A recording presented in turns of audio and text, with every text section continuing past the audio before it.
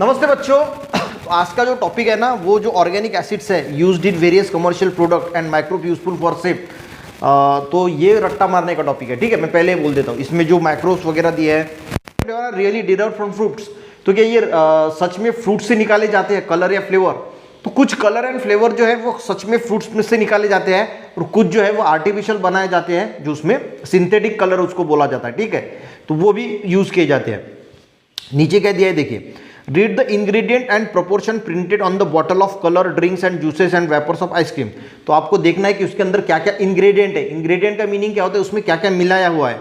Find out natural and artificial ingredient, उसमें से आपको आर्टिफिशियल कौन सी इंग्रेडिएंट है और नेचुरल कौन सी इंग्रेडिएंट है वो देखना है। व्हीट और rice flour are inoculated with aspergillus. Aspergillus क्या एक फंजा है जो व्हीट या राइस फ्लोर में जो इसका पीट होता है उसमें मिक्स किया जाता है। ठीक है, इनोकुलेट किया जाता है। अब यहाँ पे आपको एक टेबल दिया है, इस टेबल में दिया क्या दिया है वो देखते हैं। सबसे पहले सोर्स दिए है, उस सोर्स में कौन से माइक्रोब्स ऐड किए जाते हैं, उससे क्या बनता है और उसका फिर यूज कहाँ पे होता है, ये सिंपली यहाँ पे दिया है। टेबल क्या है वो समझ में आ गया। सोर्स दिया है, जैसे पहले इसमें sugar and beet molasses. Sugar and beet molasses यानी देखिए जब शुगर से गन्ने से शुगर बनती है तो उसके बाद जो बाय प्रोडक्ट बनता है एक लिक्विड बनता है जिसको शुगर मोलेसिस या बीट मोलेसिस बोला जाता है। ठीक है, ये क्या है, एक लिक्विड साइरप है। ठीक है, एक लिक्विड है यानी साइरप है जो गन्ने से शुगर बनाने वक्त जो बाय प्रोडक्ट निकलता है, एक जूस निकलता है, उसको हम बोलते हैं sugar and beet molasses. Ammonia salt या फिर अमोनिया सॉल्ट है, इसमें माइक्रोब्स डाले जाते हैं। यहाँ पे जो माइक्रोब्स के नाम लिए हैं ब्रीवी बैक्टीरियम एंड कॉर्नोबैक्टीरियम, ये दो माइक्रोब्स डाले जाते हैं जिसकी वजह से अमीनो एसिड बनता है यल ग्लूटामिक एसिड, और ये ग्लूटामिक एसिड मोनोसोडियम ग्लूटामेट यानी अजिनोमोटो के प्रोडक्शन के लिए यूज किया जाता है। तो ये इसमें दिया है, तो आपको कंफ्यूजन हो सकता है कि ये दिया क्या है यार टेबल में।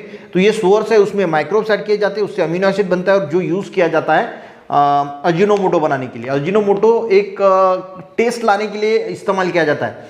जितने भी चाइनीज प्रोडक्ट है तो वो जब भी हम खाते हैं तो हमें बहुत उसकी टेस्ट महसूस होती है कि हम बोलते हैं वाह क्या टेस्ट है, तो वो अजीनोमोटो की वजह से आते हैं। पर अजीनोमोटो हमारे हेल्थ के लिए बहुत बुरा होता है, अजीनोमोटो हमारे हेल्थ के लिए अच्छा नहीं होता। ठीक है, दूसरा इसमें दिया है शुगर मोलेसिस और सॉल्ट। शुगर मोलेसिस यानी वही गन्ने से जो गन्ने से शुगर बनाने वक्त जो सायरप निकलता है, और सॉल्ट जो है उसमें एस्परगिलस नैगर एक माइक्रोब डाला जाता है जिसकी वजह से साइट्रिक एसिड बनता है और वो फिर ड्रिंक्स में, टॉफीज में, चॉकलेट प्रोडक्शन में यूज किया जाता है।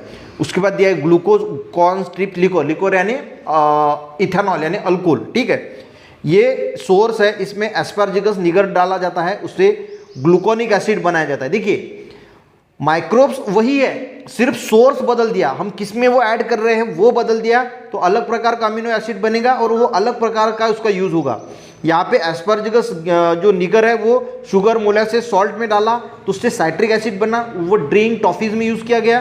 पर वही एस्परजिलस निगर ग्लूकोज या कॉन्स्टिप लिक्वर में डाला गया तो वहाँ पे ग्लूकोनिक एसिड बना, जो production of mineral use in supplement of, जो सप्लीमेंट्स होती है कैल्शियम आयरन के, हमें जो सप्लीमेंट्स मिलते हैं वो उसमें उसके प्रोडक्शन के लिए उसका यूज किया जाता है।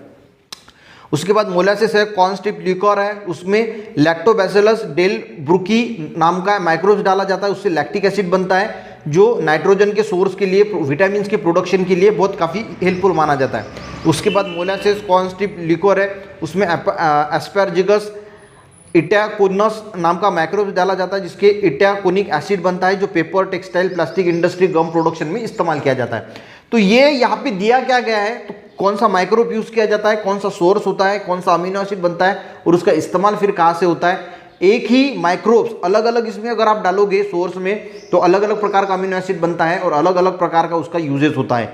ठीक है, तो ये यहाँ पे इंफॉर्मेशन देखने की हमने कोशिश की, ये तख्ता समझने की कोशिश की।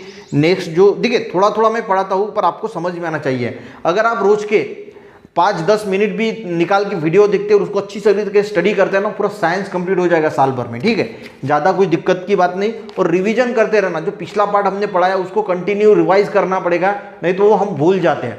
तो रिवाइज करना भी उतना ही इम्पोर्टेंस होता है जितना कि पढ़ाई इम्पोर्टेंट होती है। तो रिवाइज करना ना भूले, रिवीजन करते ही रहना। ऐसा नहीं कि बस एग्जाम हो गई तो एग्जाम होने जाने के बाद भी साइंस की रिवीजन कंटिन्यू करते रहना, क्योंकि वही कंसेप्ट फिर आगे हमें आते हैं। ठीक है, तो भेजे से अगर निकल गया तो फिर हमारा बहुत बड़ा प्रॉब्लम हो जाता है। तो उसको कंटिन्यू पढ़ना, यही एक जो है वो हैबिट लगा लीजिए। वीडियो अच्छा लगे एक लाइक जरूर करना, अपने दोस्तों को भी शेयर करना, चैनल पे बच्चों ने जरूर सब्सक्राइब करना। मिलते हैं नेक्स्ट वीडियो में, तब तक के लिए जय हिंद।